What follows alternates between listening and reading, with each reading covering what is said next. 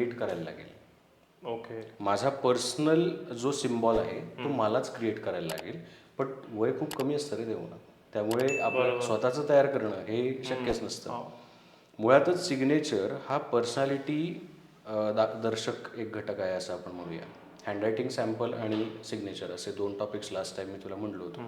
Handwriting सॅम्पलवरनं आपल्याला व्यक्तीचं character दिसतंय, व्यक्ती कशी आहे एकूणात हे आपल्याला हँडरायटिंगमधून दिसतंय.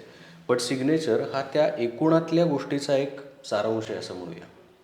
एक्झाम्पल तुला देतो की तुझ्यासमोर मी बसलोय, तू एक केक बनवलायस प्रॉपर मोठा, rich in flavour, rich in taste, rich in ingredients, आणि त्याचा तुला टेस्टर तुला द्यायचा आहे. ओके. तर तू असाच पीस काढशील ना की जो तुला वाटतंय की भारी टेस्ट करणार आहे.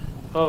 तो जर का तू मला दिलास तर नॅचरली माझ्याकडनं चांगला फीडबॅक येणार आहे तुला. अरे काय कमाल केक झालाय, एक नंबर, जमलंय तुला, बरोबर आहे. तर हा जो मोठा केक आहे की नाही, original size, that is your handwriting script. Okay. आणि त्याच्यामधनं तू जो पीस काढून दिलास की नाही, दॅट इज युअर सिग्नेचर.